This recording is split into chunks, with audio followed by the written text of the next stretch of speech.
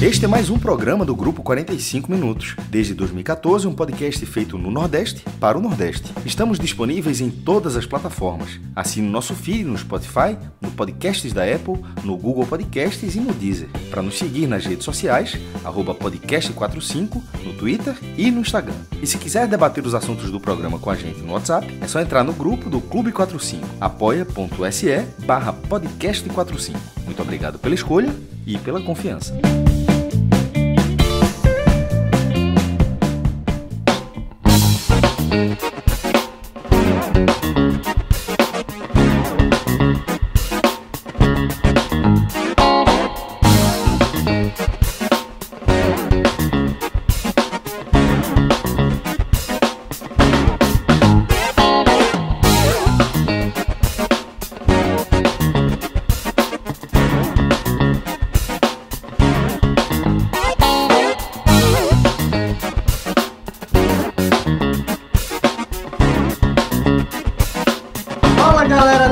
Nos canais do Grupo 45 Minutos, eu sou Vinícius Caxangá, estou aqui com Thiago Minhoca, Iago Mendes, Rodrigo Carvalho na produção, para começarmos aqui mais um NE45 primeira edição, programa tradicional da tarde com as notícias mais quentes do dia.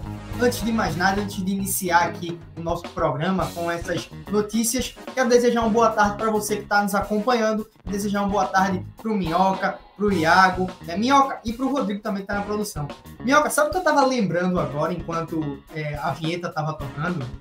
E Pedro Maranhão ontem deu um palpite que o Corinthians marcaria gol contra o Argentinos Júnior e o Minhoca falou, não. O Minhoca e o Rodrigo também, né? Que fique destacado. Falou, Pedro, o Corinthians não vai fazer gol. E o Pedro Maranhão insistiu em apostar na Bet Nacional, ambos marcam. O Corinthians não marcou e perdeu essa aposta, né, Minhoca? Boa tarde. Boa tarde, Vinícius, Iago, o pessoal está acompanhando, o Rodrigo aí na nossa técnica. Mas, salvando um pouco ele, cometemos também o erro de dizer que era menos de 2,5, né? Brusque e Mirassol saíram 4 gols. Então, ficou um erro pelo outro. Então, meio que pareamos aí. E, queira ou não, a gente arriscou demais, né? Mas temos 3 situações aí adversas. Só o Atlético Mineiro acabou sendo acerto dos 3 combinados que a gente fez. Então, quem sabe hoje a gente recupera aí de alguma forma. É verdade. Acabou que, se tivesse... Eu lembro que se fosse para apostar na vitória de algum clube, né, Brusque ou Mirassol, seria do Mirassol, apostamos no mercado de gol e perdemos da mesma forma. Ontem foi ruim, hoje a gente recupera. Iago, meu parceiro, boa tarde, vamos embora. Boa tarde, Caxangá, boa tarde, Minhoca. Realmente, assim, vai se criando um clima ruim lá no Corinthians, né? Porque bom, né? O time lá é alérgico a fazer gol, um negócio assim inacreditável. Eu vi parte do jogo contra o Argentinos e, assim, é impressionante a dificuldade que os caras têm de conseguir trocar 3 passes contra o time reserva do Argentino Júnior. A catinguinha do Z4 começou a subir, viu?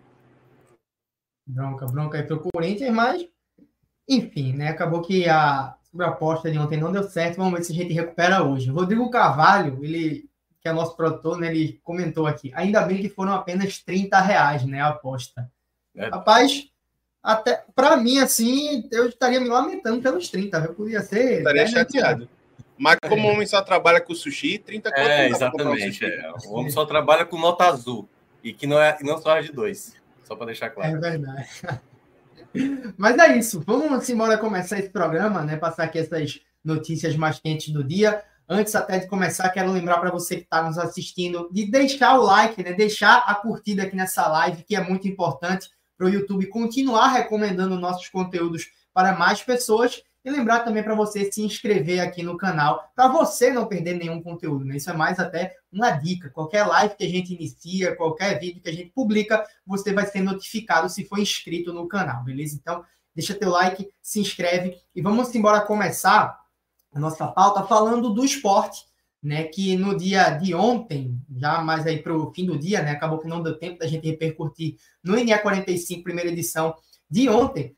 O Sport atualizou a descrição em seu site oficial do Torneio Norte e Nordeste de 1968, torneio esse que o Sport venceu, né? E agora, a nova descrição que está no site do Sport do Brasileiro de 1968, né? E, claro, Sport, Ceará e Fortaleza se uniram e deram entrada na CBF. Eu até pedi para o Minhoca explicar isso um pouco mais detalhado para a turma que não está sabendo, mas esses 3 clubes aqui do Nordeste se uniram, deram entrada aí na CBF para que esses títulos do torneio Norte-Nordeste, 68 Sport, 69 foi o Minhoca?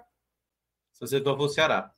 E o 70 o Fortaleza, né? Isso. Para que esses títulos, valeu, Minhoca, para que esses títulos fossem reconhecidos como títulos brasileiros, equivalentes, né, títulos brasileiros da época. E aí o Sport atualizou em seu site oficial essa descrição, já colocando aí como título brasileiro de 1968 e aumentou a expectativa aí, né, para esse bicampeonato. O Sport que já venceu o brasileiro de 87, então pode ter aí mais um, né, caso seja confirmado pela CBF, esse de 68.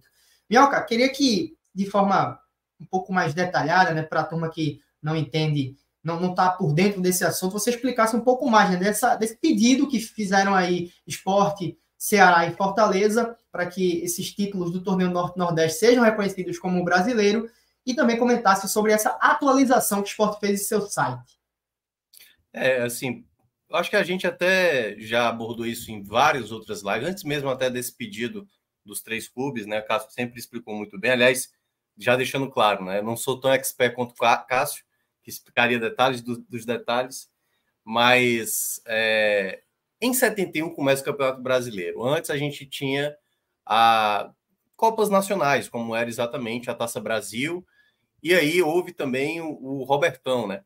Que aí era uma ampliação do Rio-São Paulo, que fazia muito sucesso, e começaram a convidar equipes de outros estados. O Bahia chegou a participar, e aí depois Santa Cruz, o próprio Náutico também chegou a disputar uma edição. No caso, a CBD, na época, chegou a criar também uma competição do Brasileirão do Norte, né? Porque esse era um Brasileirão que não tinha bem critério técnico, né? Era basicamente na base do convite que aparecia, então era ali determinados times, um que era campeão do estado, que acabava sendo convidado, e aí foi feito esse torneio que envolvia as equipes do Norte e Nordeste, e aí o Sport, que foi o primeiro campeão, né? Assim, a taça que até, se o Rodrigo quiser mostrar aí, tem na própria matéria que o Sport colocou no seu site, né? Eram taças bem diferentes, assim, a taça de 69, a taça de 68 e 70, e aí esse pedido, né, já tem aí, acho que desde o final do ano passado, os 3 clubes, Sport, Ceará e Fortaleza, se reuniram para solicitar, principalmente depois do pedido do Atlético Mineiro, né, considerado agora o primeiro campeonato brasileiro, né, apesar de não ter tido essa nomenclatura, em 1937 foi reconhecido, e isso acabou gerando margem para que esses 3 clubes, Sport, Ceará e Fortaleza, solicitassem esse pedido. Eu não sei, e aí é uma questão de achismo mesmo, se o fato do Sport já colocar isso na sua página é que talvez o Sport já está sabendo que isso vai ser confirmado daqui a alguns dias. Mas eu acho que a tendência é que isso vai acontecer. Eu acho que o fato de ter aberto essa situação, aliás, já está aberto antes, né? Ali do 59 até 1970, né? E aí, como colocaram? Por isso que eu acho que é justo o pedido dos 3 clubes. Não faz sentido você considerar um campeonato, como era um campeonato ali meio que regionalizado, como era o caso do Robertão, né? Porque o Robertão meio que quis fazer um campeonato à parte, num molde como era o Rio-São Paulo naquele período, e de fato, né, que acabou se tornando até a base, o Robertão, a base do que seria o Campeonato Brasileiro de 71, mas ao mesmo tempo acontecia também um campeonato nacional, né, apesar de envolver também equipes que eram da região Norte e Nordeste.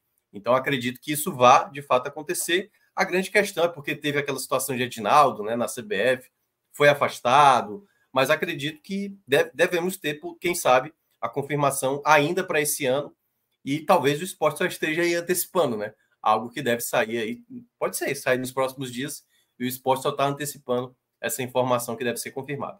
Inclusive, se não me engano, o julgamento do recurso do Edinaldo é hoje, né, Minhoca? Posso estar enganado, mas eu acho que é. Eu não sei se é hoje ou amanhã, uma coisa assim. Mas exatamente. Enfim, ele vai ter que safar de algumas coisas aí. Não tá fácil para ele, não. Aí, Minhoca, você bem pontuou, né, que há essa expectativa por parte do torcedor do esporte de que, se o clube atualizou a descrição nas redes sociais, não, no site oficial, colocando já como brasileiro, né, título brasileiro, será que o esporte está sabendo de alguma coisa e já está se adiantando, né, no próprio site? E aí eu quero passar para o Iago comentar a respeito disso também, né, porque, de fato, aumenta essa expectativa no torcedor. E, assim como o Minhoca falou, eu também concordo e acho que vai ser por aí, deve ser confirmado, né, Iago? Não sei se daqui a uma semana, daqui a um mês, daqui a um ano, mas, ao que tudo indica, a tendência é, de fato, a CBF reconhecer tanto o título do Sport de 68, quanto do Ceará de 69 e do Fortaleza de 70. Mas será, Iago, na tua opinião, né? Claro, não tem como a gente cravar aqui, mas tá com a mesma percepção que o Sport pode, de fato, tá sabendo de algo de forma antecipada e já atualizar aí a descrição em seu site? Então, Caixão, uma coisa que eu normalmente respeito muito é a percepção que as pessoas tinham na época. E, assim, o que se enxergava na época era que o torneio Norte-Nordeste era como se fosse um brasileiro da parte norte do Brasil, né? Que envolvia muitos times de camisa de tradição que tinham desempenho em campo. Era um campeonato bastante concorrido. E aí, a partir do momento em que a CBF abre o precedente, reconhecendo o torneio o torneio, acho que é torneio de campeões, né? Que é o Campeonato Brasileiro de 1977. Aí eu acho que, assim, não tem argumento para que esses torneios Norte-Nordeste não sejam reconhecidos também como campeonatos brasileiros. Então, como o Minhoca bem disse, eu acho que é uma questão de tempo, tá? Acho que, se brincar, o esporte já deve ter sido comunicado de alguma coisa e já pode ter tomado essa dianteira. Ou, caso não, isso serve até mesmo como uma forma de pressão, né? De dizer, reconhecer aquele lá, tem esse meu aqui, eu tô aqui, tô no aguardo, ó. Inclusive, já tô até com os comes e bebes prontos já para comemorar. Então, eu acho que serve nesses dois pontos. Um, como uma tentativa de adiantamento, uma pressão para que seja feito logo esse reconhecimento oficial, ou o clube já pode ter sido comunicado e aí já atualizou logo e está só esperando agora para poder fazer a festa. Eu acho que é algo nesse sentido aí que aconteceu com essa atualização. Isso aí. Quem quiser dar uma lida, né, e saber com mais detalhes sobre esse caso, sobre o próprio pedido do Sport, Ceará e Fortaleza, né, junto à CBF, para que esses títulos do torneio Norte-Nordeste sejam reconhecidos como títulos brasileiros, vai nessa matéria que está no site do NE45, tá? Tem aí toda a história bem detalhada, assim, para mesmo que você não esteja por dentro, você vai conseguir entender, tá? Tá falando aí do Robertão, né? Os torneios da época e contando aí toda a história. Então, recomendo, vai no site do NE45 e lê aí essa matéria, beleza? Vou chamar aqui um superchat, Rodrigão, antes da gente trocar aqui o assunto, do Gragra Papada, né? Ele que estava falando aí sobre os R$30 que foram desperdiçados na aposta de ontem. Agradecer ao Gragra, né, pelo superchat.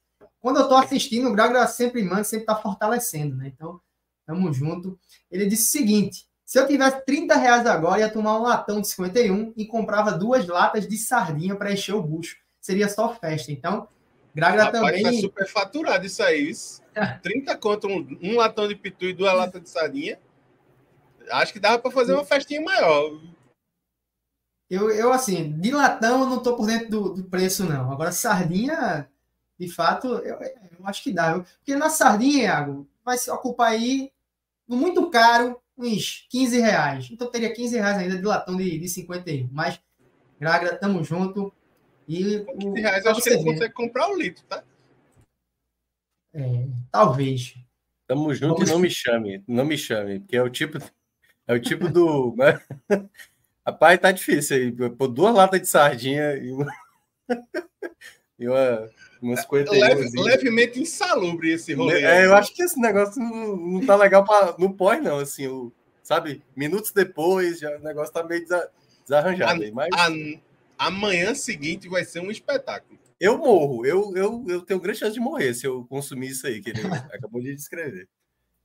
Rodrigão comentou aqui: R$15 de sardinha, danou. Se comprasse no posto de conveniência, foi. É porque a sardinha, eu já comprei aqui quase 6 pontos aqui perto de casa. Eu falei, no muito caro, ele pode gastar R$15 cada um aí por 7,50. Mas, enfim, Graga e sua festa com os R$30. Tamo junto e muito obrigado aí pelo superchat.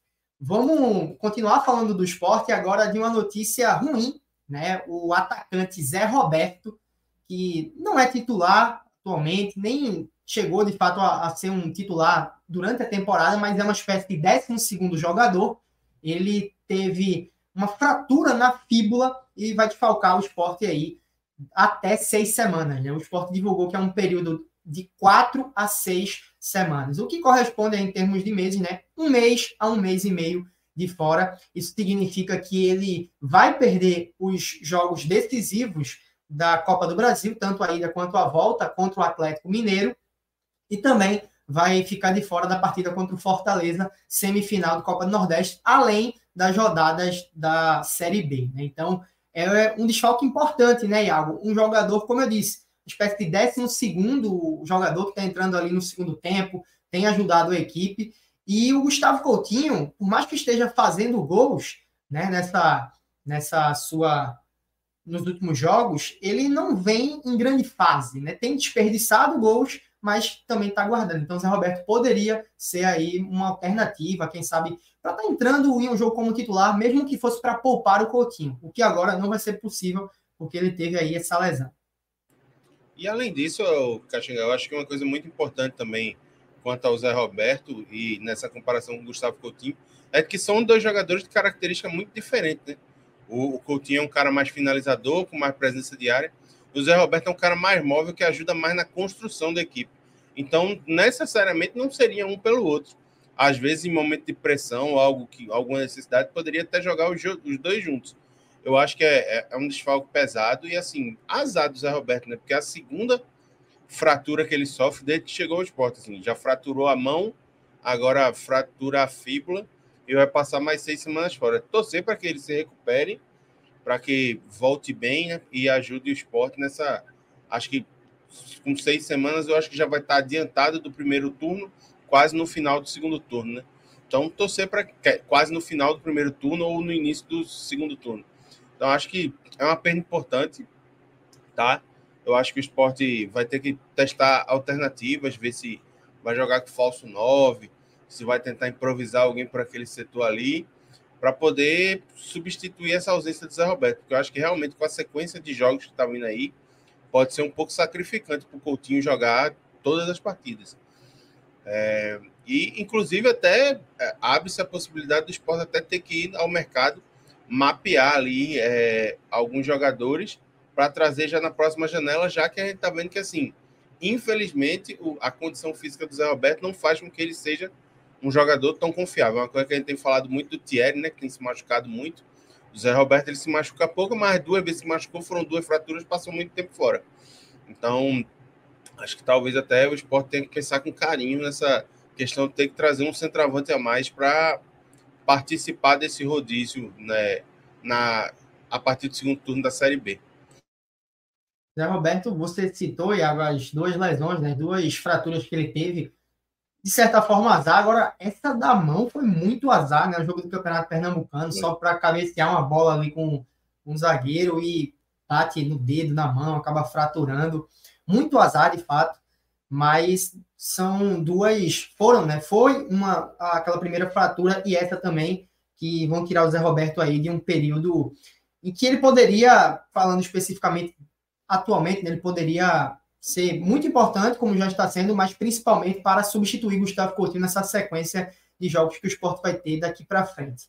Né? E, Minhoca, o que eu quero te perguntar é o seguinte: preocupa, até que ponto preocupa? Porque preocupar, de fato, sempre vai haver a preocupação, né? Mas até que ponto preocupa essa ausência do Zé Roberto aí para o esporte nesses próximos jogos? Porque hoje o esporte não tem o terceiro centroavante no seu elenco, né? É o Gustavo Coutinho, o centroavante titular, o Zé Roberto um banco, mas se a gente parar para pensar quem é esse terceiro nome, que geralmente o esporte teve em anos anteriores um atleta da base, ou até mesmo um nome menos forte, né?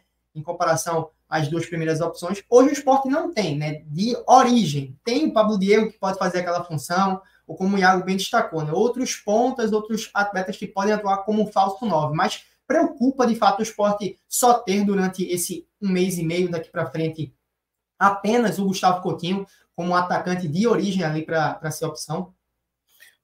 Sabemos bem o quanto é difícil muitas vezes, principalmente nessa função, né? Porque quando você tem 3 atletas, esse terceiro homem de opção, assim, joga muito pouco, né? Porque geralmente vai o titular, o reserva e o terceiro pouco entra. Aí, às vezes, um garoto assim mais jovem, um garoto da base, às vezes, cumpre a lacuna ali no contexto de começo de temporada, quando é estadual. Agora, no meio à Série B, Copa do Brasil e a Copa do Nordeste, vai ser difícil, né? Porque não dá para utilizar o Coutinho todos os jogos, porque aí você corre o risco de perder também o seu jogador que está, né, saudável nesse momento, né, que não está tendo problemas. E então tem que saber preservar. E aí eu acho que uma ideia que o SOS pode implementar, e aí eu acho que talvez seja a situação mais drástica, mudar o formato de time, né? Formação tática, jogar com 2 atacantes, não especificamente jogar com um homem de área ali, você jogar Romarinho Barleta, sabe? Fazer alguma composição, como você estava dizendo, Pablo Diego. Algumas alternativas são talvez ele possa imaginar. Não estou nem dizendo que é a certa, porque tudo isso vai depender de como ele encaixar e de como ele vai ter que administrar as peças que ele tem, né? Porque não dá, como eu falei. Coutinho é um jogador hoje que é a única peça. Então você não pode de maneira nenhuma sobrecarregar essa peça. E aí você tem que começar a tentar equilibrar. Tem jogo importante da Série B, tem jogo importante de Copa do Brasil, vai ter jogo importante de Copa do Nordeste. Como você, tipo assim, cara, esse jogo aqui eu não vou ter que começar com o Coutinho, eu tenho que começar com outro atleta. Qual o esquema? Qual o jogador que se adapta melhor para essa função? Então, é de fato uma dor de cabeça grande para a SOS tentar encaixar esse novo time, né, sem a presença de Zé Roberto. E, assim, não tem muito o que fazer, né? A não ser que, como o Iago estava mencionando, fazer uma contratação a mais aí, mas teria que pegar um jogador livre, sabe assim? É uma situação muito delicada, porque o Zé Roberto, né, ele tem essa característica até de boa saída de área, flutua muito bem.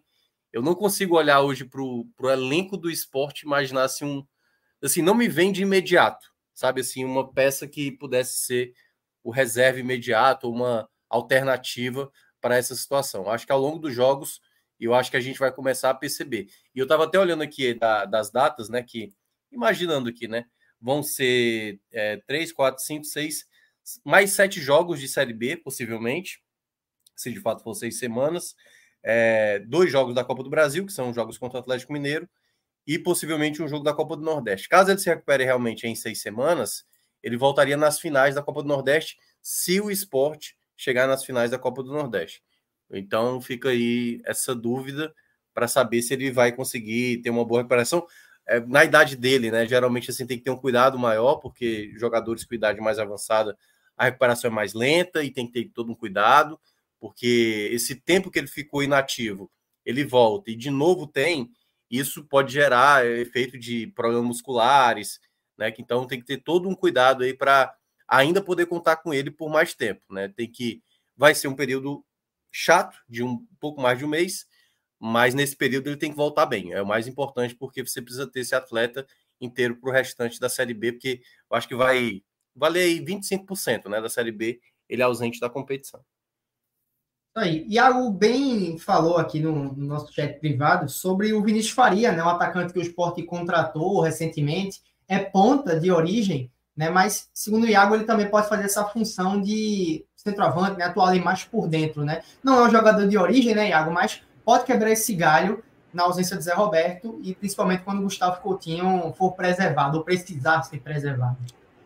É uma aposta, né? Assim, a gente, na contratação do Vinícius Faria, e aí falando dele como ponta, a gente já colocava como uma aposta um jogador que não era tão conhecido no mercado, que foi pensado pelo Sport ser trazido, e jogando numa que não é especificamente a dele, eu acho que seria dobrar a aposta, né? Eu acho que é provável que ele seja utilizado em algumas necessidades do Sport, mas acho que assim, ele só vai ou muito na boa ou muito no aperto. Assim. Eu acho que provavelmente o Gustavo Coutinho ele vai ser utilizado até o limite do que pode ser utilizado, e o Faria deve entrar só pontualmente para fazer essa função. Mas aí é uma boa lembrança de que pelo menos tem, né? Já é um começo, não é só o Gustavo Coutinho que vai jogar. Pelo menos tem alguma peça que pode fazer essa função. Deixa eu fazer uma pergunta para vocês, porque, claro, torcedor do esporte, quando tem essas ausências, né, por lesão e tudo mais, fica logo agitado querendo contratação, apesar da janela ter sido fechada e só poder contratar jogadores sem contrato, né, atualmente. Mas vocês iriam atrás de outro atacante, no caso, se vocês fossem o esporte, né, diretor, enfim, para passar aí um mês. O Pedro Maranhão, que é setorista do esporte no NE45, ele até comentou aqui no chat, pô, tem o Pato que está livre no mercado, poderia ser uma opção, na verdade. Eu não sei se ele está tirando onda, se ele está, de fato, na dúvida, né? Mas eu espero que ele esteja tirando onda. Eu acho que ele acredita. Eu espero que não. Mas vocês iriam atrás, não do Pato especificamente, mas de outro atacante para ficar como opção aí durante esse período? Assim, talvez um atacante de custo mais baixo, né? Para também não trazer um atacante. Assim, eu acho que a ideia é, assim, é 1 mês e 2 semanas que ele vai ficar, né? São 6 semanas no total. Então, assim, eu traria um jogador que pudesse ser mais barato, que pudesse quebrar um galho ali por um tempo e tal. Mas eu não gastaria para trazer um jogador como... ele quer a minha opinião, né, sobre o Pato. Eu acho o Pato horroroso, assim, né? Aliás, não é que assim, o Pato, para mim, foi o jogador que eu mais me desiludi, assim, no futebol. Eu tinha certeza que o Pato seria sucessor de... Romário e Ronaldo seria Pato próximo, entendeu? Teve Fred, teve Luiz Fabiano, Adriano e tal. Eu falei, não, o Pato é certeza de que vai ser o próximo camisa 9 da seleção, assim, e vai... Enfim, vai ser foda. E ele era foda, até ter as lesões no joelho, e depois se preocupou muito mais com extra-campo do que propriamente com o campo, né? Acho que o São Paulo fez uma grande besteira de fazer... E aí eu vou até colocar a mesma situação que o São Paulo fez com ele no ano passado, que é o contrato de rendimento. Eu acho isso, gastar dinheiro... vai ser, sei lá, 30 mil reais, 20 mil reais para pagar, e se ele não render... Cara, é 20 mil reais, entendeu? 20 mil reais não precisa gastar isso não, entendeu? Não precisa gastar isso não. O Vitória acabou de dispensar o Luan, e a gente falou que a mesma coisa na época, sem necessidade, cara, apostar em jogadores que não estão mais com foco no futebol, sabe?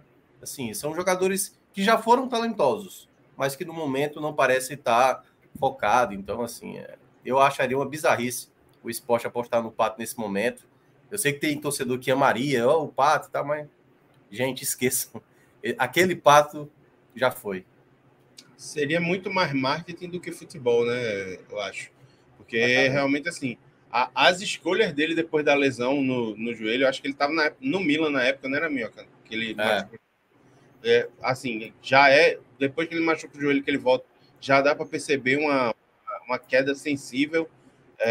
A gente sabe que lesão no joelho é uma coisa muito complicada, que pode limitar muito a carreira do jogador.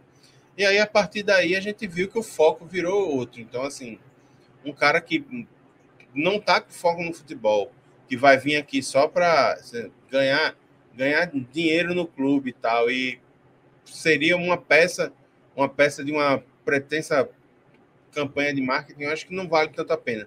Eu acho melhor investir numa peça assim, por exemplo, especialmente se conseguir, né?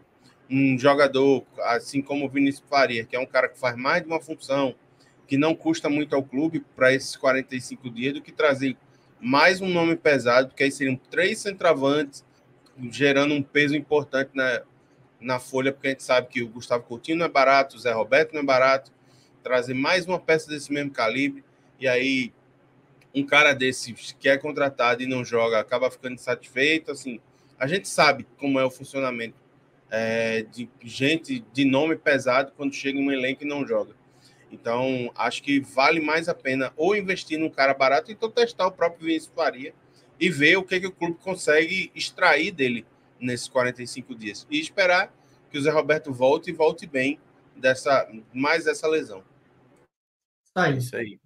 Vamos trocar a notícia agora, mas continuar falando do esporte, porque acabou de sair, né, uma matéria no site do NE45 a respeito da prisão, né, de mais um envolvido no ataque ao ônibus do Fortaleza.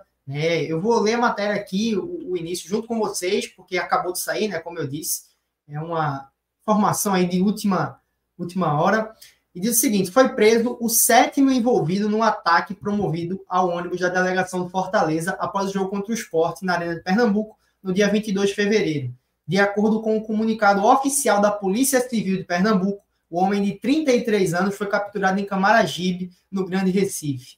A ação, realizada nesta quarta-feira, faz parte da Operação Hooligans e teve o apoio da Delegacia de Repressão à Intolerância Esportiva e da Dintel, e de um monte de sigla aí, Cyberlab, DOP, Senasp, MJSP, enfim. O alvo, suspeito de executar o ataque, estava foragido desde o último dia 15.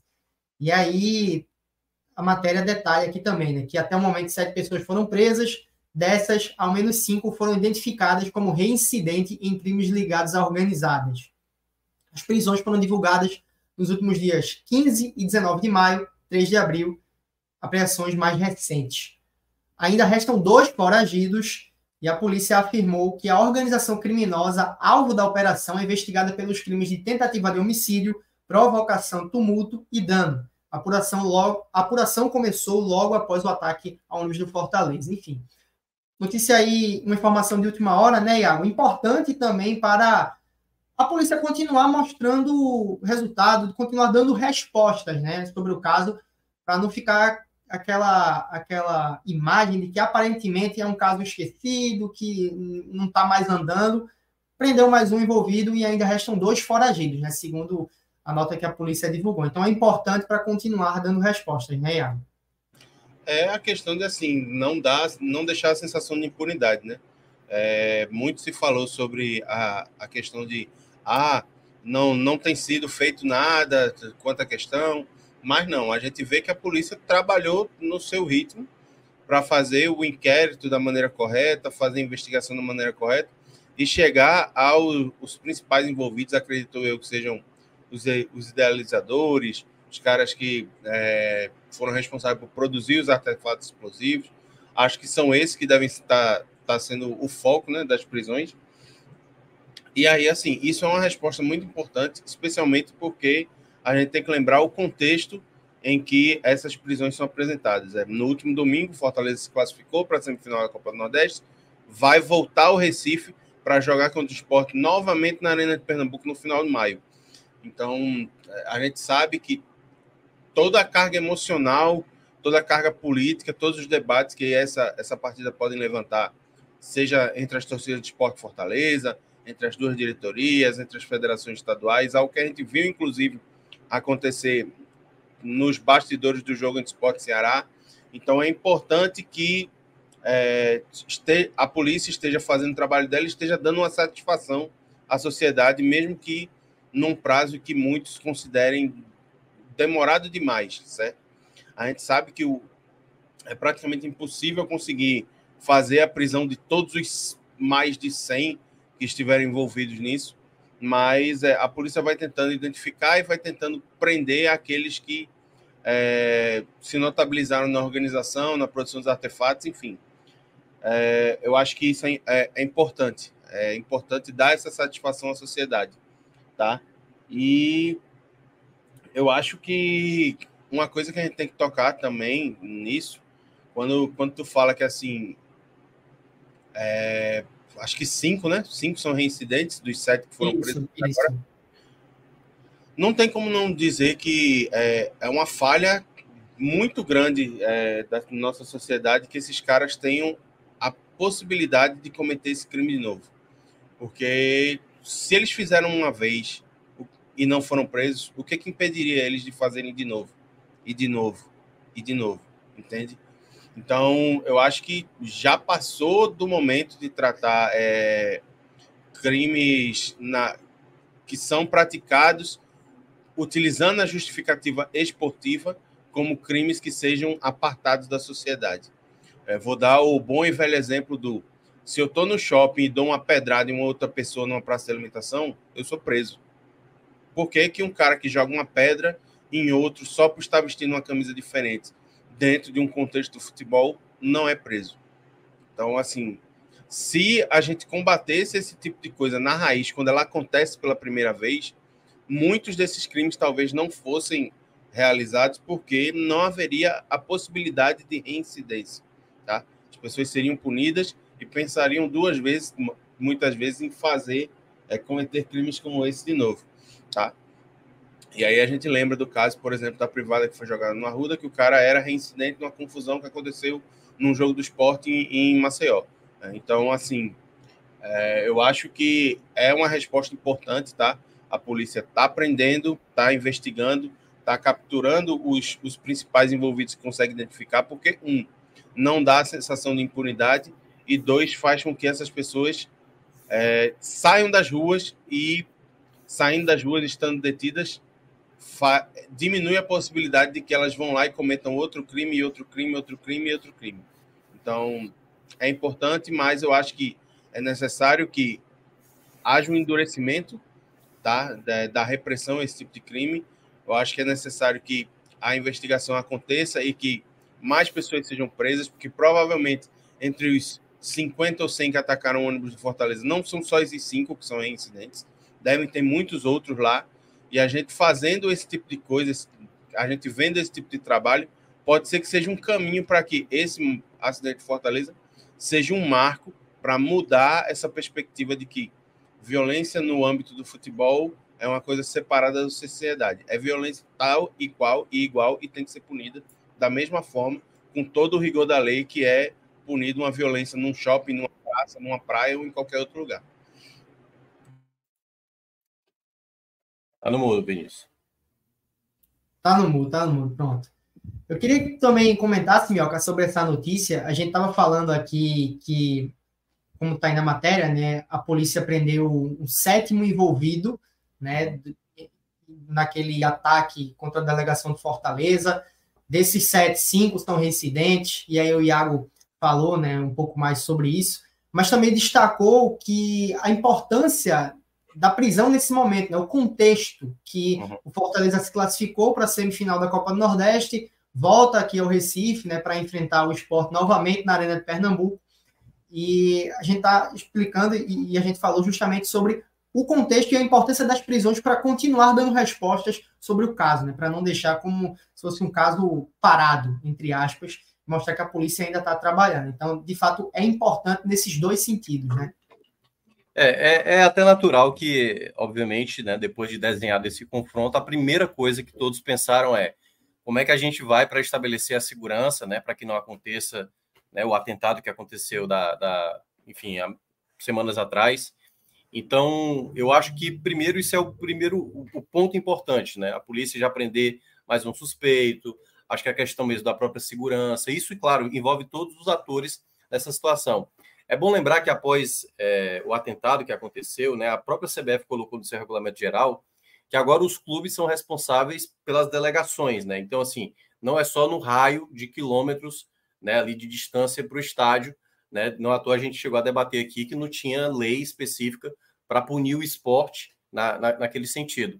Mas o contexto de agora, né? Eu acho que, por mais que não tivesse criado a CBF esse regulamento geral quanto a isso, é exatamente dar essa segurança a mais. Claro que a gente está falando aqui das delegações, que, claro, o reforço acaba sendo maior mesmo do que chega no torcedor. Isso deveria ser mais amplo. Mas, queira ou não, o mínimo tem que chegar nessa delegação, porque são as pessoas que fazem, né, o espetáculo acontecer.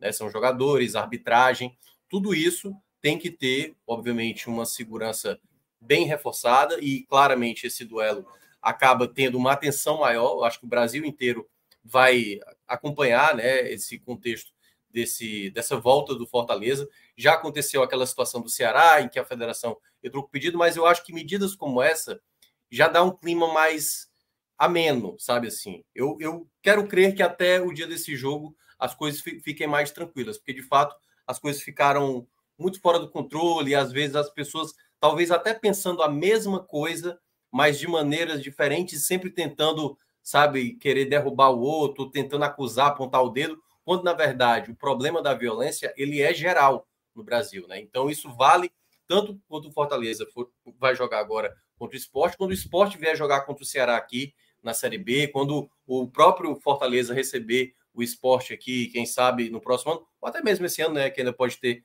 um encontro aí, pelo menos na Copa do Brasil, que é a única possibilidade. Então, é importante, né, a gente ter esse cuidado. Claro que com o tempo vai passando, a pessoa vai esquecendo e aí depois acontece de novo o incidente, mas a gente precisa começar a ter rigor, né? E assim, como foi um caso que aconteceu, um caso que quase gerou algo mais grave, assim, né? Assim, foi grave a situação, mas poderia ter sido algo muito mais grave do que aconteceu. Então, pelo menos eu acho que dá um pouco mais de respostas para esse momento. Cada vez mais prendendo essas pessoas, tentando tirá-las do evento, né? E, enfim, assim, aí é a 7ª pessoa. E sabemos, né, que não são apenas 7 pessoas, assim também como não são só 3 ou 4 que acontece aqui, ou 5 ou 6 que acontece lá em São Paulo, ou 3 ou 7 que acontece no Rio Grande do Sul. São muitas pessoas que se aproveitam do espaço do futebol, que é um espaço permissivo, para cometer as atrocidades. Então, que a gente consiga, cada vez mais, a cada incidente desse, ou sem precisar do incidente, né, porque aí seria o melhor dos mundos, a gente afastar as pessoas que cometem esses atos de violência e afetando qualquer pessoa, seja uma delegação e principalmente um torcedor que também quer se sentir seguro quando vai ao estádio. E só para destacar, eu achei interessante na matéria que o Caxangá aqui tu leu, o fato de que a polícia disse que está acompanhando de perto a movimentação dos grupos. A gente sabe quais são os grupos. A gente sabe o que essas facções organizadas fazem e pintam miséria pelas cidades no Brasil afora. Eu acho que, como Minhoca disse, esse acompanhamento tem que ser contínuo. Tem que haver uma fiscalização forte, tem que haver um posicionamento incisivo da polícia para evitar que esses caras tenham a condição de se organizar o suficiente para fazer um ataque como foi esse que foi feito ao ônibus de Fortaleza. O ataque não era para a delegação de Fortaleza, era para a torcida, para a facção organizada do Fortaleza, que é rival da facção organizada do Sport. Ok, mas ainda assim, poderia ter acontecido o que aconteceu, vidas poderiam ter sido perdidas e em nenhum momento a gente pode relativizar. A gente não pode dizer que a vida do cara que está na pista e que está para trocação de porrada, que está para agredir um ao outro, vale menos do que no jogador de futebol. O choque é muito maior, é óbvio, porque quando fere os que estão envolvidos no espetáculo, o choque é muito maior. Só que a possibilidade de ter matado um jogador de Fortaleza ou de ter matado uma pessoa da facção organizada de Fortaleza era muito real em ambos os casos. Então, assim, é tentativa de homicídio dos dois jeitos e tentativa de homicídio tem que ser tratada como tentativa de homicídio, seja no futebol, na praia, numa praça ou dentro de casa. Aliás, um ponto que você destacou, Iago, que realmente assim, tenha esse controle contínuo, porque, de fato, quando acontecer, os caras marcaram de se agredir, beleza, junta a galerinha aqui, de um lado e de outro, vai todo mundo preso, não vai ficar sem ver futebol aí por muito tempo, ou até mesmo banido de acompanhar o futebol, porque a sua intenção não é acompanhar o jogo de futebol. Você está preocupado em tentar ferir uma pessoa. Então, ele não precisa cometer o ato em si. Se a gente puder coibir isso, sabe assim, no nascedouro da coisa, claro que, né, em termos de legislação, você precisa cometer o ato, né, para ser preso, né? Mas exatamente esse tipo de coisa, essas abordagens. E volto a falar uma coisa que eu falei isso desde o início. Não é fácil trabalhar a segurança no Brasil, não é. O trabalho da polícia é um trabalho muito difícil, né? Porque às vezes é enxugar gelo, é prender e a justiça está liberando o cara para depois entrar dentro do estádio de futebol.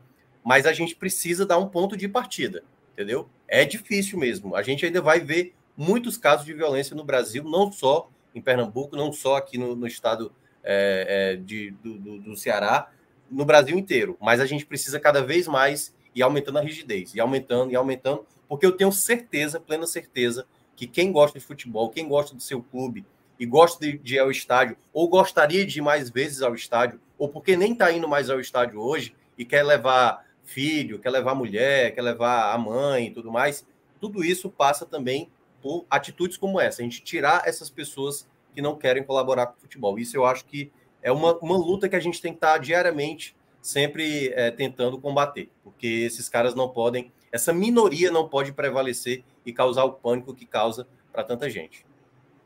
Perfeito. O Minhoca e Iago, concordo 100% com o que vocês falaram.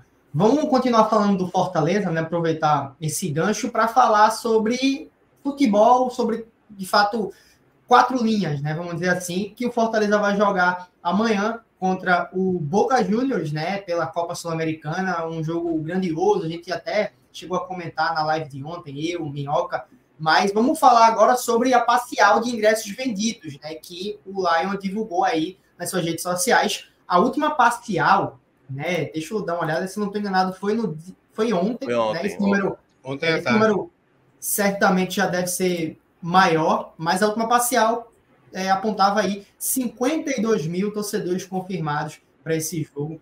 E estava conversando aqui, antes da live começar, com o Iago, com o Rodrigo, com o Minhoca também, que pô, a gente queria estar, né, nesse jogo. É um jogo muito bacana de se acompanhar. O Minhoca vai estar, Vai nos representar lá.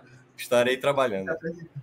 Mais uma presença muito forte, né, Minhoca? Que não poderia ser diferente da torcida do Fortaleza para esse jogo tão importante, né, como o de amanhã. É um jogo imenso, né? Assim, Boca Juniors é um dos grandes, assim, muita gente considera até o maior clube da América do Sul, e o Fortaleza, né, certamente usa esse jogo aí como o grande jogo até agora do ano, né? A gente não sabe o que é que vai ter ainda para frente, né? No passado, Fortaleza chegou na final da Sul-Americana, né? Vários torcedores foram para o Uruguai, teve aquele jogo contra o Corinthians e tal. Então, assim, a primeira coisa, né, que quando eu olho assim, por 50 mil pessoas, a internet vai estar ruim pra caramba, vai ter dificuldade para chegar. O bom é porque o horário é 9 horas da noite. Então, é um horário onde boa parte das pessoas que saem do trabalho já vão estar em casa.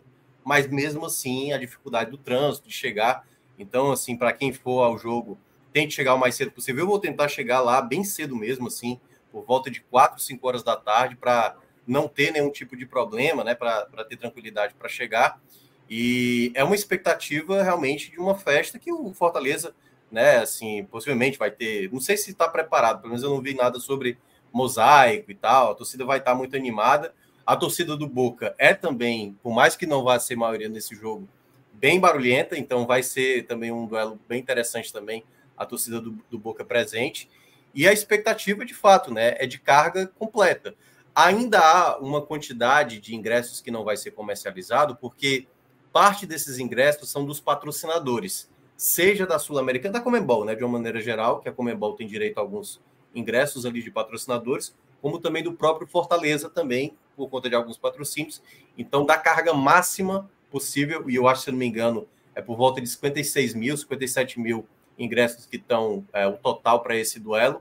E eu acho que hoje a gente deve ter a confirmação de venda completa, né? Porque eu não sei ali quais espaços ainda estão faltando. Eu sei que já se esgotaram em vários setores, Mas é um jogo onde vai ter que ter muita paciência, porque quando realmente dá muita gente no estádio, a entrada, catracas, gente tentando também, né? Eu espero que realmente a organização do evento consiga fazer pelo menos o mínimo possível para as pessoas conseguirem entrar, se acomodarem, quando terminar o jogo, todo mundo sair, porque, de fato, o jogo nessa proporção e com essa expectativa de público que a gente tem, sempre gera aquela ansiedade por conta do caos, né? Que pode gerar, enfim, as pessoas um pouco nervosas para esse duelo. Mas promete talvez ser o jogo de maior presença de público, né, no Nordeste nessa temporada. A título de informação, antes de passar a palavra para o Iago também comentar, foram até então, no dia de ontem, né, que foram divulgadas 52.851 entradas, mas esse número já deve ser bem maior no dia de hoje. Como o Minhoca falou, a expectativa é que lote, né, capacidade máxima ou próximo disso, e dessas 52.851 entradas divulgadas no dia de ontem, 21.480 foram garantidas pelo público geral, enquanto que 31.371 foram check-ins adquiridos aí pelo sócio tricolor, né? Só para destacar também essa informação. Iago, é uma partida muito importante para o Fortaleza, né? Para o Boca também, essas duas equipes consideradas favoritas, né, nesse grupo, mas apenas uma se classifica, né, na Sul-Americana, direto aí para a próxima fase. E o Fortaleza atualmente tem a vantagem na tabela. 2 jogos disputados, 2 vitórias, 6 pontos, enquanto que o Boca tem um empate e uma vitória, né? Tá com 4. É um jogo importante também para o Fortaleza vencer e dar uma disparada, né, na liderança desse grupo, chegar a 9 e manter o Boca com 4, né? Aquele famoso jogo de 6 pontos. Caixinha, antes de falar propriamente sobre o jogo, eu queria destacar que, assim, Tu falou que foram mais de 31 mil check-ins, né, do Fortaleza, para um time que tem menos de 40 mil sócios. Então, assim, é um número muito expressivo, certo? É um número que mostra que o pessoal está muito interessado na partida e que deve chegar bem junto, assim. E aí, quanto ao jogo, é como você disse aqui, é aquele jogo chave do grupo, né? Porque se o Fortaleza ele abre 5 pontos de diferença para o Boca, eu acho que ele meio que encaminha praticamente a sua classificação. Porque ele vai ter 2 jogos muito difíceis na segunda perna da competição, né? Nos jogos de volta. Ele vai pegar o Nacional Potosí lá em cima, com 3.000 e tantos metros de altitude, acima do nível do mar, e pega o Boca na Bomboneira. Então, abrir essa vantagem é muito importante. A prova de que o jogo em Potosí é difícil é que o próprio Boca não conseguiu vencer o Nacional lá na altitude, empatou em 1-1. E aí, assim, o Fortaleza com 5 pontos de vantagem, ele passa a ter a prerrogativa de poder administrar essa vantagem. Vai pegar o Boca lá, e aí vai poder tentar fazer um jogo um pouco mais reativo, tentar encaixar um pouco melhor a partida para tentar administrar e tentar conseguir um empate. Mesma coisa contra o Nacional. Não vai ter o desespero de ter que buscar vitórias fora de casa. E isso é muito importante, você ter a capacidade de você poder administrar a sua própria campanha e poder administrar o desempenho no grupo. E além de tudo isso, assim, a classificação em primeiro lugar garante que o time vá direto para as oitavas e não passe para os playoffs entre os terceiros colocados da Libertadores e o segundo colocado da Sul-Americana, que para mim é perigosíssimo, porque é um chaveamento que pode vir qualquer coisa da Libertadores. E a gente sabe que os clubes da Libertadores normalmente são clubes que têm maior poder financeiro, são clubes que apresentam um futebol mais consistente, às vezes até mais tradição, mais torcida do que os clubes que estão na Sul-Americana. Então, assim, eu acho que para mim, o jogo do Fortaleza na temporada até o momento, tá? Ganha em grau de importância até mesmo pelo menos para mim, do que a final do estadual, certo? Eu acho que os números respondem isso, o interesse da torcida está respondendo isso. Eu acho que vai ser um grande espetáculo, assim. Não sei, também não consegui informação se vai ter mosaico, mas eu pretendo estar vendo esse jogo pela TV e acho que vou ver uma festa bastante bonita da torcida. E quanto ao Boca, assim, o torcedor do Fortaleza que for acompanhar o Boca pode ter um sabor meio agridoce, porque a gente sabe que o Cavani é um dos principais jogadores sul-americanos da década e provavelmente ele é dúvida, tá, para o jogo. E, assim, é difícil que ele seja titular. Ele pode vir para ser opção como banco no Boca, mas provavelmente ele não vai ser titular do jogo, tá? Porque mas saiu ontem a lista, Iago, dos jogadores que... Não sei se já viajaram ou que estão para viajar, né? O nome dele não consta. Ele realmente vai ficar na Argentina, então ele já é uma peça. Aliás, Fortaleza que até tomou gol, né? Do outro uruguaio famoso no ano passado, do Soares, na Arena Castelão, um empate com o Grêmio. E agora poderia ter sido, mas tem o jogo da volta, né? La Bombonera talvez o homem jogue. E aí, assim... E ele já jogou aqui. O primeiro jogo da Copa do Mundo de 2014 foi Uruguai e Costa Rica, que foi até curioso, né? A torcida cearense, ou enfim, a torcida geral que estava aqui no estádio, começou torcendo para o Uruguai. Aí a Costa Rica foi lá, empatou, virou, e a torcida começou a abraçar a Costa Rica. E aí foi naquele ano que a Costa Rica, né, estava no grupo da morte, com 3 seleções campeões mundiais, e ela conseguiu passar em primeiro ainda. E aí, assim, se não tem o Cavani, o Fortaleza tem que se preocupar também com o Merentiel, que vem numa fase muito boa, na semifinal, quarta de final da Copa Argentina, entre Boca e River, que aconteceu no último domingo. O Merentiel fez 2 gols, é um cara que jogou no futebol brasileiro, jogou no Palmeiras, não teve muita oportunidade, mas que vem muito bem no Boca Juniors. Então, assim, é um time perigoso mesmo sem o Cavani. E a probabilidade é que a gente assista um grande jogo de futebol na próxima quinta-feira. Com certeza. Por enquanto, sem Cavani, menos uma dor de cabeça aí para o Lion, que vai ter que se preocupar com outros atletas, né? Verdade. Mas é isso. Vamos agora falar do Náutico, né? Que tem algumas notícias que geraram repercussão negativa por parte do torcedor alvirrubro nas redes sociais. A primeira delas, que eu quero destacar aqui, é sobre o Conselho Deliberativo do Náutico, que decidiu que o dinheiro da rescisão com o Grupo Mateus irá para recuperação judicial e não será aplicado no futebol. Vou passar alguns detalhes referentes a essa informação, antes de passar a palavra aqui para Iago e Minhoca comentarem. O Náutico rescindiu o contrato com o Grupo Mateus, né, que iria fazer o arrendamento do CT do Náutico e teria que pagar uma multa, e terá, na verdade, que pagar uma multa de 4,2 milhões ao Timba. Né? Só que 1,2 milhão já foi aí adiantado. Então, restam 3 milhões para o Náutico receber.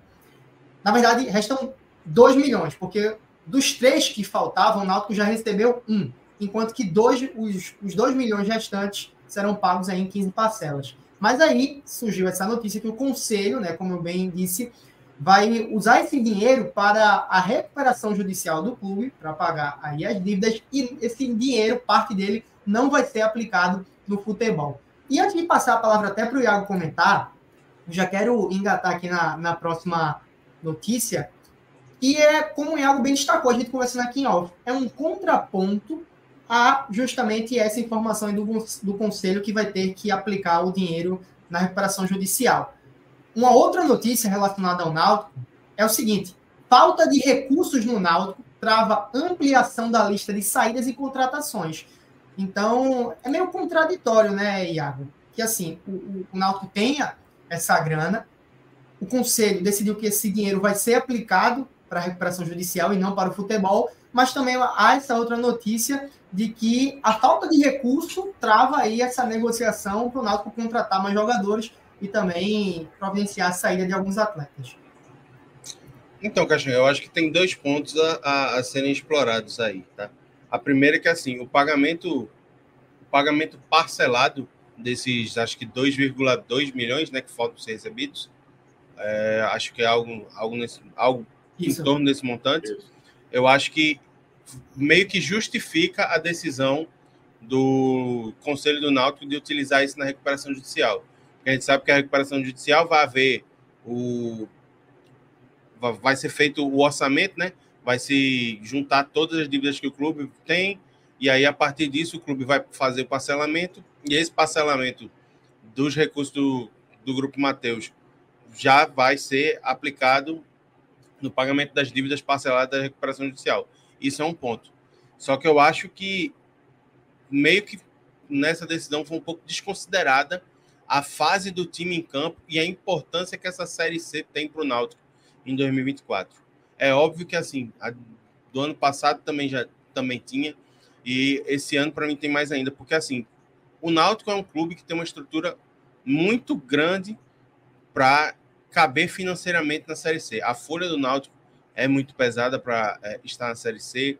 O clube todo custa muito para que o Náutico tenha poucas rendas, como a Série C propõe para um time de futebol. Então, assim, eu acho que a cada ano que o Náutico permanece na terceira divisão, o buraco financeiro vai se agravando e o clube vai ficando mais embaixo, com mais dificuldades para poder ter esse respiro, para poder conseguir oxigenar o clube financeiramente. Então, por isso, a Série C de 2024 é muito importante para que o Náutico suba, especialmente porque é uma Série C que se apresenta mais acessível. O Náutico suba e aí, a partir disso, consiga respirar, voltar à Série B e aí tentar se reestruturar com um pouco mais de facilidade. Só que, para ser competitivo na Série C, para poder buscar esse acesso, o Náutico precisa contratar, porque a gente viu o time do Náutico ser muito frágil no Pernambucano, muito frágil na Copa do Nordeste, e como o Atos bem comentou após o jogo contra o São Bernardo, o panorama para a Série C não mudou, mesmo com a chegada de alguns jogadores, como o Gustavo Maia, como o Cléo Silva, o Souza, que foram os que puderam jogar. E aí, assim, se o cenário não muda e o Náutico continua sendo um time que tem muita fragilidade defensiva e tem muita dificuldade para fazer gols na frente, a chance de que o Náutico consiga ir bem na Série C e consiga disputar o acesso vai ficando cada vez menor. E para que essas chances aumentem, é necessário contratar e é necessário tirar os jogadores que estão inchando a folha para poder abrir espaço. E sem recurso isso não se faz. Então, assim, eu acho que era necessário que o executivo tivesse conversado com o conselho, tivesse tentado sensibilizar para a necessidade de esses recursos entrarem no clube, mesmo que de maneira diluída, certo? Durante essa Série C, para que houvesse essa movimentação no mercado e o Náutico conseguisse captar um novo jogador, conseguir fazer uma limpa no seu elenco e esse elenco do Náutico fosse sendo reformulado, mesmo que longe do ideal, já dentro da competição, mas fosse sendo reformulado para que o time conseguisse ganhar a competitividade necessária. E me parece que foi algo que não foi feito, ou se foi feito, o Conselho preferiu ir por outro caminho. Então, acho que essa divisão de renda, de uma renda que era inesperada e que poderia ser muito importante para o Náutico, acho que pode ser prejudicial para o que o Náutico consiga engatar essa campanha. E não engatando essa campanha, eu acho que essa permanência na Série C, caso se configure, pode ser muito prejudicial para o Náutico a longo prazo também. Isso aí. Minhoca, falando, o Iago destacou essa importância das contratações, né? E eu concordo com ele, mas falando também de saída, que a falta desse recurso financeiro, né? Segundo a matéria que o Cláudio trouxe aí no site do INE 45, a falta desse recurso financeiro também está travando saída de alguns jogadores, entre eles aí Raivan Negas e Júlio César. Raivan Negas está cobrando aí 180 mil para ter aí a sua rescisão com o clube, e o Júlio César também está dependendo de um valor, né, que não constém na matéria, para ter também a sua rescisão publicada. Então, está travando nesses dois sentidos. O fato é que precisa dar uma pequena reformulada ou qualificar mais o seu elenco para a disputa da Série C, né, para subir, que é muito importante, como o Iago bem destacou, mas, ao mesmo tempo que entre esse dinheiro da rescisão com o Grupo Mateus, o Conselho decidiu que o dinheiro não vai ser aplicado no futebol, tanto para contratar, quanto também para assinar essas rescisões e o Raivan Negas, o Júlio César sair da equipe e abrir mais espaço aí para dar essa oxigenada no elenco, né, Minhoca? Tem situações aí distintas quando a gente imagina o que fazer às vezes com o dinheiro, né, de pagar problemas anteriores ou de apostar agora nesse momento. O que eu acho que o Náutico tem atravessado nas últimas temporadas é uma falha de gestão que, por mais que a gente fosse falar, vamos lá, vamos investir agora, pegar esse recurso para dispensar atletas e contratar novas peças. Eu não tenho hoje garantia de que esse dinheiro seria bem investido, não. Do que o Náutico fez nos últimos anos, talvez fosse fazer os mesmos erros de temporadas anteriores. O Náutico, na verdade, ele precisa começar a apresentar um projeto mais sólido do que ele quer. Mesmo, às vezes, sem trazer jogadores com certo peso, com certo status. Porque quando você observa alguns nomes que o Náutico acabou trazendo, tem muito a ver também com a passagem pelo futebol pernambucano, né? Vanegas que estava no Sport e tal. E, às vezes, observar mais assim uma unidade, sabe? E aí compete muito ao departamento de futebol, ter um alinhamento com o próprio treinador. E aí, quando o Náutico, quando começa a perceber, já está trazendo uma Zola, que não é bem o nome que o torcedor gostaria. Então, tudo isso que o Náutico tem atravessado, na verdade, é um problema que a gente vê em outros clubes, até que ganham muito mais. E aí, como a gente estava até citando aqui no começo da live, né? O Corinthians, por exemplo. O Corinthians ganha muito dinheiro, só que não sabe administrar esse dinheiro. São Paulo também ganha muito dinheiro e vive também endividado. Então, o problema não é o dinheiro que chega e o dinheiro que acaba sendo investido. Porque se você investe errado, se você não tem um bom modelo, você consegue fazer, muitas vezes, um bom trabalho com um investimento mais curto e com um elenco sem ser tão renomado. E eu acho que parte desse trabalho que o Náutico vai precisar fazer, e é difícil agora porque começou a Série C, né?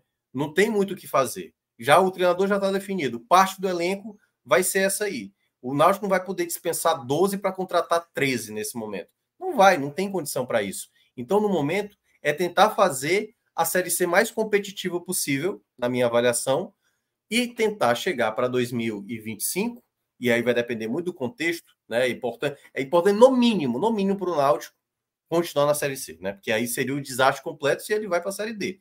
Então, para esse contexto agora, o Náutico precisa tentar fazer com que tenha o máximo que pode. E aí, a depender do contexto, fazer aquisições pontuais daquilo que pode reforçar. Mas tudo isso vai ter que ser alinhado, departamento de futebol, comissão técnica e o próprio elenco. É muito difícil, né, como o Náutico tem feito nas últimas temporadas, da maneira como está pagando um jogador, às vezes, muito caro, jogador que chega no Náutico, não rende, aí esse jogador sai, como é o caso agora de Vanegas, está cobrando um valor e está no direito dele, porque, né, ele não colocou uma arma na cabeça do Náutico para dizer me contrata, não. O Náutico foi lá, quis comprar, o jogador não rendeu e o Náutico agora vai ter que tomar uma solução quanto a isso. Então, eu acho que a partir de agora, né, se o Náutico tomou essa decisão realmente para pegar boa parte desse dinheiro para resolver a recuperação judicial, então, meu amigo, trate de resolver a situação com o que tem. Né? Os problemas que o Náutico atravessa hoje, ele próprio criou e ele próprio vai ter que resolver, e às vezes o sem dinheiro pode até ser uma maneira de pensar melhor com o pouco que tem, porque tem vários clubes que conseguem isso, e o Náutico vai ter que criar essa capacidade para tentar fazer também do pouco, o muito dentro de campo.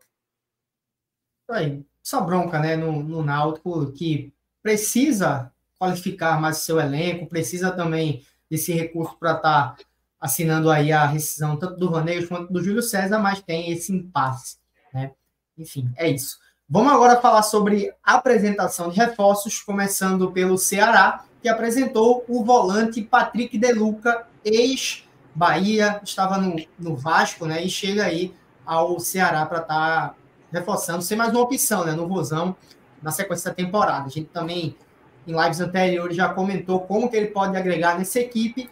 Hoje vamos falar sobre a sua apresentação, né? Eu vou ler aqui um trecho do que disse o Patrick De Luca nessa sua primeira coletiva aí com a camisa do Ceará, e ele se mostrou feliz, se mostrou animado, né? Disse que está surpreso com essa oportunidade aí no Vozão. Vamos lá. Ele disse o seguinte: foi uma surpresa para mim. No último dia de janela, estava cabisbaixo por não ter oportunidade de jogar, mas vinha trabalhando forte para isso. Quando veio a procura, foi a maior felicidade que eu tive. Conversei com meus empresários, tive só 2 horas para decidir porque foi em cima da hora, né, do fechamento da janela. Foi só o tempo de eu chegar em casa e conversar com minha mulher. Ela ficou feliz e eu disse sim e já quis me apresentar no outro dia. Ele também disse o seguinte: foi difícil, mas eu chego da melhor forma possível aqui. Tive que me readaptar por conta da lesão. Fiquei 6 meses fazendo a pré-temporada absurda.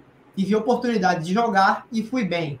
Mas não era só isso que eu queria. Todo jogador quer jogar. Chegando aqui, o clube vive um momento bom e ao mesmo tempo ruim. Fomos campeões estaduais, mas o objetivo é colocar o Ceará onde ele merece. Minhoca, você que está convivendo mais de perto, né, com o Ceará e tudo mais, como é que está assim a gente, claro, deu a nossa opinião sobre o Patrick De Luca, mas a opinião da torcida do Ceará também vai ao encontro a nossa análise que a gente fez, que é um jogador que pode ajudar, que pode ser mais uma opção nesse elenco. Então, eu queria que tu trouxesse também um pouco dessa perspectiva da torcida e também falasse sobre essa apresentação, né, do De Luca, que se mostrou animado. E um fato que chamou a atenção para mim é que ele se disse surpreso, né? Estava no Vasco, se não estou enganado, disse que estava lá cabisbaixo, querendo jogar, e aí chegou essa oportunidade do Ceará, o homem parece estar motivado. Eu vou falar um pouco do que é minha bolha, né? Eu vi que os torcedores ficaram animados. Alguns talvez não conhecessem o atleta, né? Porque ele não é um jogador assim, então, que chamou muita atenção, né? Se destacou no Bahia, então, para quem acompanhava ali ele no Bahia, viu quanto ele se destacou, foi para o Vasco, chegou a ser cotado no Internacional até alguns anos atrás, e aí perdeu esse espaço. E acontece, todo time tem um jogador que acaba perdendo esse espaço. Ele jogou bem no começo da temporada, né? Acho que foi até na época que o Vasco nem tinha começado com as principais peças. Chegou, acho que, se não me engano, a dar 4 assistências no começo da temporada, o que mostra que é um jogador muito influente nas jogadas de ataque, né? Já tem aqui torcedor do Bahia dizendo que realmente é uma peça que vai acrescentar, e eu mesmo cheguei a citar na época que o Ceará anunciou, que no caso foi na sexta-feira passada, que eu achava um ótimo nome. Só que aí é onde entra aquela tal faca de 2 gumes, e olhando pelo lado do Ceará, daqui a pouco eu falo da própria coletiva dele. O lado que é um jogador, às vezes, sem muito espaço, um determinado clube, vem e começa a jogar bem, como foi, por exemplo, o caso do Rai Ramos, que estava no São Paulo e praticamente não estava jogando nada, né? O próprio Matheus Bahia também, que, né, estava sendo preterido lá no Bahia, estava jogando pouquíssimo também. E foram 2 jogadores que cresceram muito na mão do Mancini nesse começo de temporada. Então, acredito que ele possa acrescentar. Mas aí também tem um outro lado da moeda, que é o lado negativo, né? Ano passado, o Zé Ricardo veio com muita expectativa. O torcedor acreditava que ele fosse ali um volante para ser titular. E ele, além de não ter a sequência, quando ele foi acionado, ele fez alguns jogos bons, mas outros jogos bem ali, vai para baixo do que suficiente. E aí tem esse lado do atleta, que aí eu acho que aí, olhando pelo lado dele, como jogador de futebol, né? Ele quer estar jogando, ele quer ver alguma possibilidade de jogar. Ele viu que no Ceará tem essa possibilidade, certamente ele deve estar muito feliz com a possibilidade de jogar, voltar para o Nordeste, né? Ele conhece bem aqui a região, sabe que o Ceará é um clube que vai estar na Série B brigando por esse acesso. Então, acredito que tudo isso pesou também, né? Então, acho que é uma coisa que acaba os dois lados, inicialmente falando, gostaram. Todo Ceará gostaria de ter o atleta, como ele gostaria de estar no Ceará. Agora só o tempo vai dizer. Eu acho que ele tem tudo para ganhar essa titularidade no meio de campo, que já tem boas peças, né? Mugni, já tem Lourenço, já tem Castilho, já tem o Richardson, né? O jogador que cresceu muito nessa temporada. Hoje o Ceará está bem servido nessa função. Não era bem a posição que o torcedor do Ceará gostaria. Eu acho que o torcedor do Ceará, Vinícius, ele está até feliz com a contratação, assim, está satisfeito com essa contratação. Mas ele estava muito mais preocupado com o setor ofensivo, por exemplo. Porque o Saulo se machucou no primeiro jogo e ainda não é bem a certeza. O Barcelona está bem, Castro, Janderson, né, esses jogadores que acabam tendo uma expectativa maior. É o setor ofensivo hoje que eu acho que preocupa mais o torcedor do Ceará.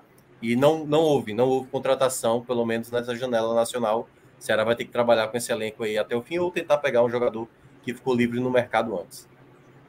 Perfeito. Iago, o que é que você pode destacar para a gente dessa apresentação do Patrick de Luca no Ceará? Concorda com a minha interpretação, com a do Minhoca também, que é um jogador que, na minha interpretação, ele próprio chegou a dizer, né? Tá feliz e parece estar bem motivado, assim, como o próprio Minhoca disse, né? Não estava tendo oportunidade, chega no Ceará para disputar uma posição, ali no clube que vai disputar esse acesso à Série A, então, de fato, é muito bom para o jogador, né? É um cara que conhece a região, é um cara que já jogou a Série B, já subiu na Série B com o Bahia em 2022.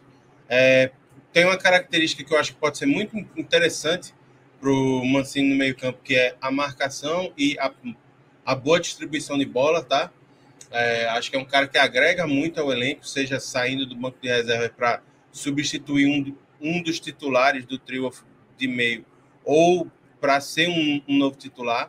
E eu acho que essa felicidade dele acontece muito porque ele pode estar enxergando como um recomeço na carreira, né? Porque no Vasco ele começa muito bem em 2023, ele dá 4 assistências no estadual, só que aí, acho que é em março, ele machuca o joelho, passa 6 meses fora, e aí, a partir do momento em que ele lesiona o joelho, precisa passar pela operação e precisa fazer a transição para poder retornar aos gramados, aí ele já não tem mais espaço, porque já é na hora que o Vasco faz as contratações para tentar se manter na Série A, ele perde muito espaço. No início de 2024, ele também não teve possibilidade de jogar, e aí aparece o Ceará, que assim, teve muito pouco tempo para contratar, acionou ele e ele viu uma chance de voltar para uma região onde eu me sinto confortável, para uma competição que eu conheço e num clube que pode me dar uma boa projeção. Então, acho que para o De Luca foi uma forma de recomeçar, de aumentar o patamar da própria carreira, porque a gente sabe que se ele for bem no Ceará, provavelmente em 2025 vão ter outros clubes atrás dele, certo? De valorização. E para o Ceará também é muito bom, porque ganha uma peça confiável num setor que já era interessante. O Ceará tem bons nomes no meio campo, mas a gente sabe que assim, só ter 3 ou 4 bons nomes não é o suficiente para uma competição de 38 rodadas como é a Série B. Então, acho que é uma boa contratação. Acho que essa felicidade dele é muito nesse sentido de, estou tendo a oportunidade de dar um novo passo na minha carreira, de tentar me recolocar no mercado. E aí, a partir disso, é ver dentro de campo, né? Porque toda essa nossa análise de a torcida do Ceará ficou feliz, o jogador ficou feliz, é um cara que conhece a competição, pode cair por terra se ele chegar aqui e não conseguir desempenhar. Porque, como a gente bem falou, e aí eu vou usar o exemplo do Pato, que o Minhoca disse que perdeu muito em rendimento depois que fez a operação de joelho, a gente não sabe como é que o De Luca está depois de ter operado o joelho na lesão que ele teve no Vasco. Então, tudo vai depender de como o atleta vai conseguir se apresentar em campo pela Série B. Isso aí. Vamos falar também sobre a apresentação, mas agora do atacante, né? O novo reforço do Vitória, Janderson. Ele que, na sua coletiva de apresentação, mostrou-se bem confiante, né? Com objetivos ousados para esse retorno do Vitória à Série A, né? Ele disse o seguinte: minha expectativa é muito grande. Vim para somar, juntos vamos conquistar nosso objetivo, que é chegar na Sul-Americana e na Libertadores. E aí é o objetivo ousado que eu me referi.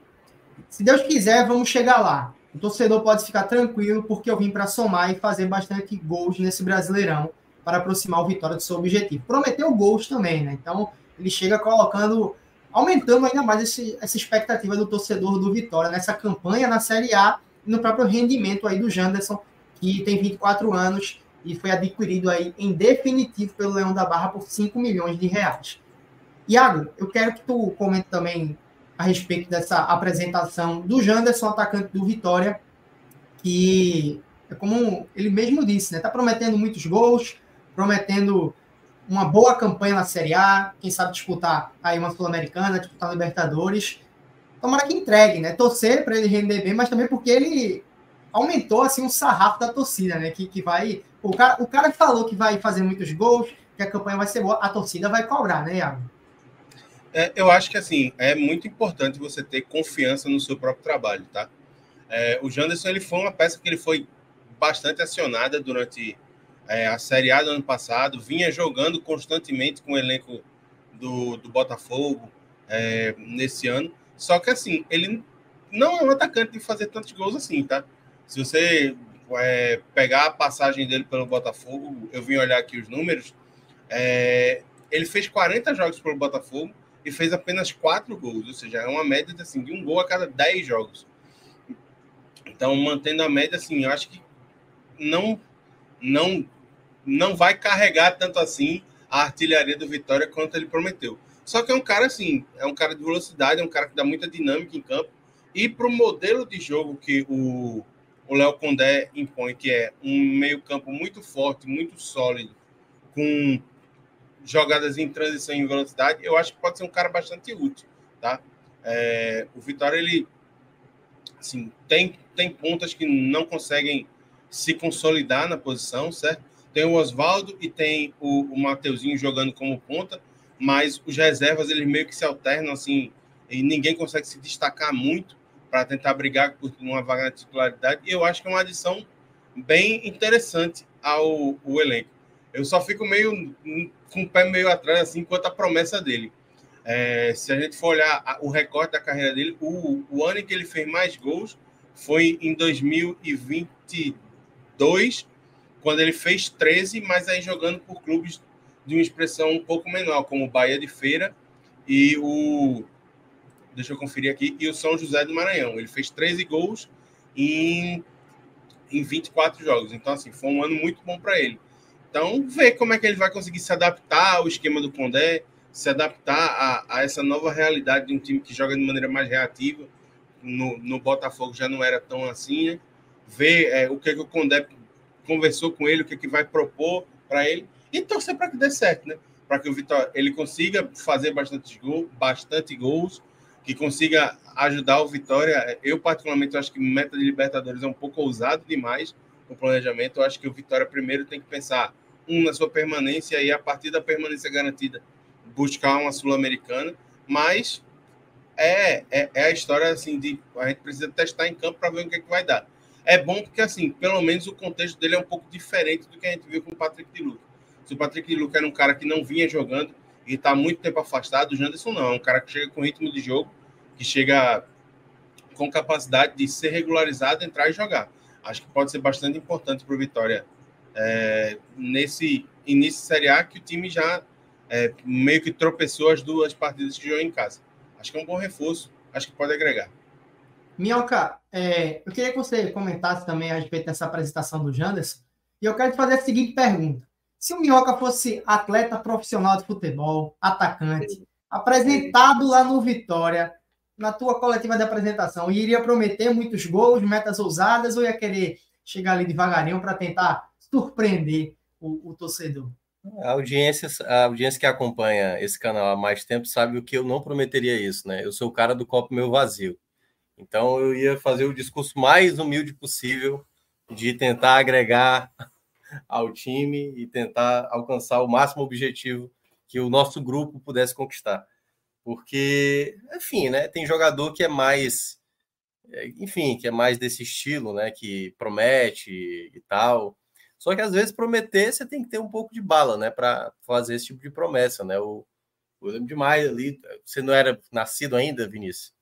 Túlio Maravilha era esse tipo. Acho que você pegou ainda o final, né? Mas ele era Rapaz, tô um lembrado. atacante. Ele Eu era um sei atacante. do nome, tá? Ele falava assim: hoje eu vou fazer 2 gols. E ele fazia 2 gols, né? Entendeu? Então, assim, eu acho que o momento do Vitória nesse contexto de começo de Série A, e até o próprio presidente mencionou, acho que foi o presidente, né, que mencionou, ou foi o diretor, que não estou lembrado, dessa dificuldade, né, porque está muito inflacionado o mercado. É inflacionado, assim. Eu acho que é porque o Vitória estava um tempo aí distante da Série A, né, e cresceu muito, assim, de uma temporada para outra, às vezes inflaciona demais. Clubes até que estão mais acostumados têm essa dificuldade, né? O Ceará, um tempo atrás, relatava isso, o Fortaleza relata, olha, não é fácil, não. O jogador é caro. E jogadores que estão escanteados. Assim, o Jantos não é esse jogador para valer uma fortuna e tudo mais. Mas é um jogador que estava na Série A, entendeu? E aí, muitas vezes, você acaba tendo que optar por jogadores que não são aquelas balas de confiança. Mas pode ser que, chegando no Vitória, ele consiga desenvolver um bom futebol e precisa, porque a gente até tem citado isso muito nas lives, né? O Arthur, que tem comentado mais sobre o Vitória, essa profundidade de elenco do Vitória é o que está realmente deixando esse perigo maior para esse retorno da Série A, né? Para tentar, no mínimo, se manter na Série A. Então, concordo muito com o que o Iago mencionou, essa coisa do discurso de Libertadores assim, para uma equipe do Nordeste, assim, Libertadores, Fortaleza, que teve 2 anos seguidos, não coloca esse discurso, porque é difícil mesmo, entendeu? É complicado, são equipes com muito orçamento, e olha que vez ou outra um clube grande dá uma certa margem, mas assim, você tem que se desvencilhar de muitas equipes. Ali são no máximo 9 vagas para a Libertadores, né? Assim, metade da tabela, e 6 G10 já é uma dificuldade. O Vitória, que já foi, sabe que não é tão simples assim, ele passou anos seguidos na Série A dos pontos corridos, e mesmo assim sabe o quão difícil é se manter numa primeira parte de tabela. Então, acho que a primeira coisa que o Vitória vai ter que ter é um pouco mais de estabilidade, como disse Iago, esses 2 jogos em casa realmente já dá uma pressão maior para tentar buscar pontos fora e tentar aproveitar, né? Acho que a partir agora da 4ª rodada, né? Porque o terceiro jogo do Vitória mais o jogo da 4ª rodada é quando vai começar a ter de fato ali o campeonato que o Vitória imaginava, né? Enfrentar Cruzeiro, vai enfrentar, estou lembrado, ainda vai ter Fortaleza no meio. Então, confrontos onde o Vitória vai ter que buscar os pontos que necessita, né? Para sair ali dessa parte de baixo da tabela onde ele se encontra. Isso aí. Então é isso, galera. Vamos finalizar esse NE45 primeira edição por aqui. Falamos aí de esporte, Náutico, Fortaleza, Vitória, Ceará. Programa bem redondinho hoje, né? 1h25 quase de programa. Deu para repercutir bastante aí essas últimas notícias. Agradecer ao Rodrigo Carvalho, que está na produção, ao Iago, ao Thiago Minhoca e também a você que nos acompanhou. Deixa o like, se inscreve no canal. E é isso, vamos embora. Valeu, Iago, valeu, Minhoca, tamo junto.